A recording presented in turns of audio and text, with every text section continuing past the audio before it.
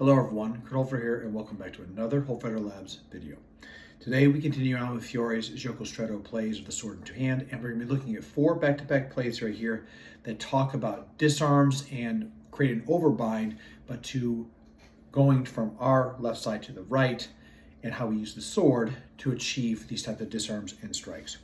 Now I want to make sure that people understand here that these videos right here, although they are three different techniques essentially, I believe that they all tie together to a concept of, once again, utilizing concepts about the pommel strike, colpo volano, everything about using the sword to cover and put the blade between another blade that allows access to an opponent. So we're going to take a look at all that today here. But again, before we start here, don't forget, please, if you haven't done so already, like, subscribe, and share with a friend, and leave a comment below here while you look through the video here or at the end of it all. Please don't forget, hit that bell to be notified when new video content has been dropped. And as always, like I said, please don't feel free to put anything out there in regards to like what we're trying to look here. I want to grow this channel here, and that's not possible without viewers like you. So thank you for stopping by. And with that being the case here, let's get into it. Okay, so this week here we're going to be looking at, once again, several plays here that all have a similar theme to them. And again, I think that Fiore does this because, again, the tool that you may be facing off against that the person has in their hand, the opponent, are all different factors that you'll be facing against you, how you have to contend with, and therefore there's different situations there's different ways to make it happen. So in that play right here, they're going to sweep the cross here. This is that. These are different high, low, and middle disarms and binds on somebody after you've made the crossing of the sword.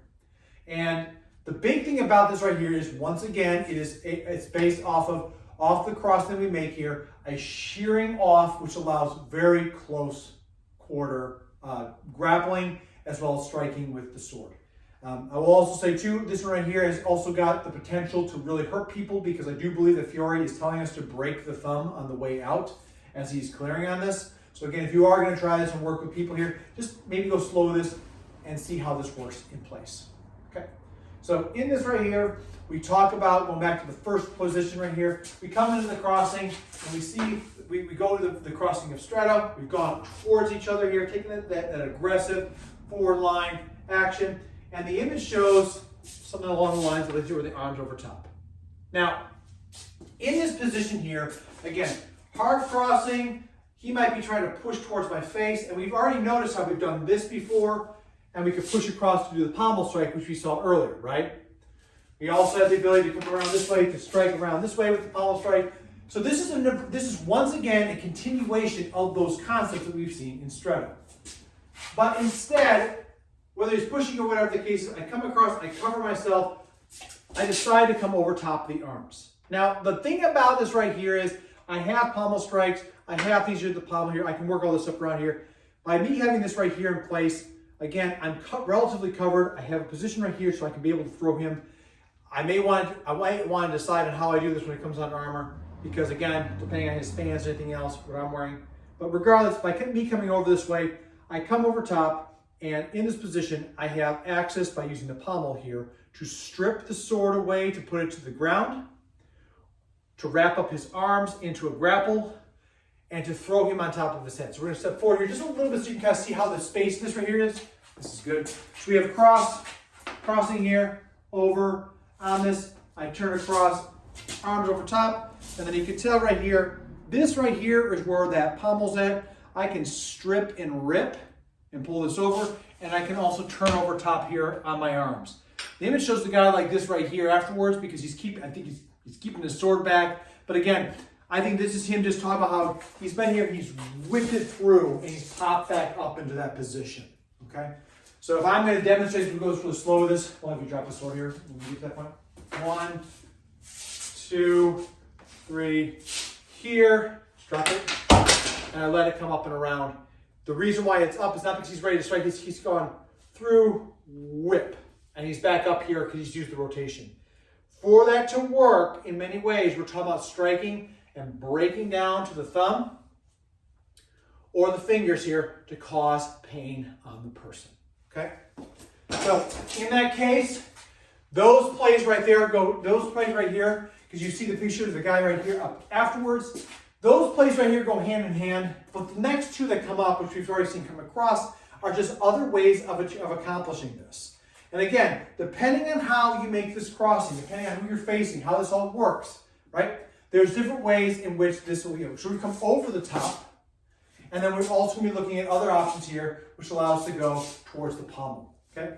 So by crossing up this way here, we can come across, we have the deep over top of it, but we can also come across here and get the inside of the arms. So by putting myself in the middle portion of the arms here, there may be a reason why I want to do this. Namely, size. If Connor, if I am a taller person here, then me coming this way right here, this is a lot right here to go against. So it may be better for me to put my hand, my off hand, in two other positions. The first one, in this case, is in between, coming through, and then we're going to create the same thing coming across the table. We're going to strip down, utilizing this right here. And again, I can take this and snap at the same time. Putting the hands in between. So, cross, step, arm goes through, turn, snap, snap at the same time. And I have my hand here open because I want to make sure that I want to keep control of his arms, but the reality is I also make sure that we don't get tied up here too much. That is one way, that is the next portion which we have as far as for crossing. The benefits to that is it gives us opportunities to go in and out of different considerations. So if I come across this way right here, and I come in this way, if Connor sees it and he pulls back against, I now have the other ligadura here in place where I can work against the person, okay? So by putting the hands in the center, I am putting myself in an optimal position to defend and act and retract as needed, okay? So striking in, boom, hand goes through, I'm coming up this way. Maybe he decides to push both hands down. That's fine. We go right into the play right here in the very beginning where I went stretto and I punch him in the face with the pommel. Cross, in, he decides to shuck my arms across, creates the pocket across here, which gives me access to the arms. No matter which way you go here, you can find back to an early play that the person is facing against. The last one here really, once again, talks about the pommel. So we grab the pommel on the person instead. So in crossing, boom. I can either grab the hand or I can come here to the hand here for the pommel. We've seen this one here before, but again, in this case, now I'm grabbing it this way. By grabbing it this way, I don't have the ability to go against his arms in this fashion. I do, however, have the ability to, keeping the cross in place here, to pull up. And again, create the same possibility here as before that we've seen with the other two plays. The lower pommel section right here is, again, a great variance, and I think that it once again makes you look at the person in which you are facing. So again, I can cross in here, I see this, which allows me to come across. And again, as I strip this down, I can strike and strike at the same time. It just gives me an opportunity to be able to rotate, grab, and move to be able to get to a different part of the body here. So again, even though the position shows in the first crossing here is this one right here, the guy being here with this position here, the sword being all the way down and out of the person's hands, the end state that we're creating in that play also applies, just slightly different, to the other play right there, because it's all about how to disarm, block, and break the person's arms and destroy the hand with the pommel to allow that inside grapple to be achieved. So as you can see with the video, these these four plays, they're all trying to achieve that one action where you show the guy with the arm up here with the sword. In some form or fashion, they all achieve that outcome, and they all use the sword that's in the main hand to be able to close, cover, and rotate around so that that side of the arm can be seized on this. As I said in the training portion of it all, a lot of this to me really ties back to the concept of you're not going to always fight the same kind of opponent. And that if you have to be ready to answer all possible options that are coming your way. Without doing that kind of thing right there, this is where a shorter person may have difficulty when they're trying to get up and over an arm, like I was showing when I was trying to make myself shorter within the video with Connor. using the sword itself right here, we find our ways to be able once again to get into closer concepts. Another thing that might be very important about this too is, again, if you're talking about the considerations of armor. So depending on what type of arm harness someone is wearing, it is very possible that you may not want to bring your arm over top on somebody because you may get locked up with their armor as well. So this is where utilizing using the pommel to come around and shuck the sword offside is a lot more viable, because if I come over here with my arm harness, I might get caught up in the elbow, which may in fact make the throw worse for me, and therefore if I fall down in the same process, well, now we're both in trouble for it. So again, the considerations of in and out of armor are always a place right here that really need to be looked at and assessed, especially when we look at the usages of these plays. So not very complicated as far as like why there's 3 variants of it all, why he decides to show the double arm over top there and then 2 other plays that achieve that, I don't know. My guess right there is that Fiore is trying to say that this is the main lesson and here are 2 options that allow you to get back to this.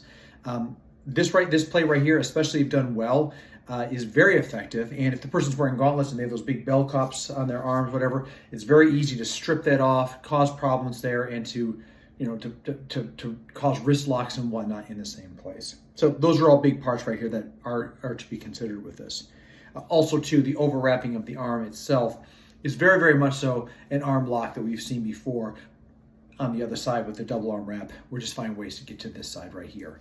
So this also in many ways also has kind of concepts of elements of third master dagger, where we're coming to the back side of the lead arm, i.e. the right arm in this case, which allows us to dominate the space and to control what the person may or may not be able to do afterwards. So again, those are contributing factors that I see that are also big parts to play in this. And there are other considerations, especially to think about if you're trying to use this against somebody. With that being the case here, that's going to do everything for this video. Please, like I said, leave a comment below. Let me know what your thoughts are on this. Very curious to hear what your thoughts are. Have you tried this before? Have you done this in and out of armor? What's your experiences like? Share it in the comment below there. I'd really like to hear what you have to say. And as always, everybody, thanks for stopping by. And please, until I see you, stay safe out there, train well, and fight on. I'll see you all soon.